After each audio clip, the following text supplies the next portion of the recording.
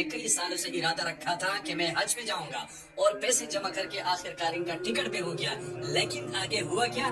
لازمی دیکھیے، 2 منٹ دیجیے ان کو۔ عامر جیسے ہی حج کے لیے ایئرپورٹ پہنچا تو پاسپورٹ میں مسئلے کی وجہ سے ان کو جہاز میں بٹھانے سے منع کر دیا اور تمام مسافروں کا نام لے لے کر سیٹوں پہ بٹھا دیے گئے اور جہاز نے حج کی طرف قرآن بھر لیے، لیکن عامر مایوس نہیں ہوا، ویٹنگ روم میں انتظار کرتا رہا اور خدا کے کرشمے کا انتظار کرتا رہا۔ ایئرپورٹ پہ عامر کو لوگ سمجھاتے رہے کہ جہاز اڑ چکا ہے، آپ کا نام نہیں آیا، اگلے سال کے لیے اللہ سے دعا کرے، محنت کرے، اگلے سال آپ جائیں گے۔ لیکن عامر ایک ہی بات کہتا رہا، میں ضرور جاؤں گا، انشاءاللہ میں ضرور جاؤں گا۔ ادھر رب کو کچھ اور منظور تھا، جیسے ہی طیارہ ہوا میں بلند ہوا اچانک اس میں فنی خرابی آ گئی اور کچھ ہی دیر بعد اسی ایئرپورٹ پہ لینڈ کر گیا۔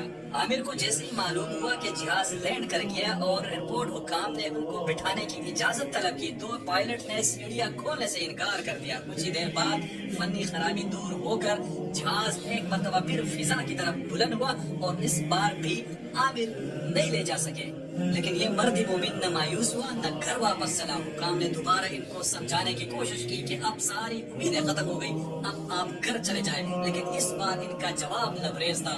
کہا کہ ان الطیارۃ لن تذهب بدونی وانھا ستعود، یہ جہاز میرے بغیر نہیں جائے گا، یہ پھر لوٹے گا۔ اور حیرت انگیز طور پر وہی ہوا، آدھا گھنٹہ جہاز اڑانے کے بعد ایک اور فنی خرابی کی وجہ سے اسے ایئرپورٹ پر دوبارہ لینڈ کر گیا اور اس بار پائلٹ نے اسپیشل اعلان کر دیا کہ جب تک عامر سوار نہیں ہوگا میں جہاز نہیں اڑاؤں گا۔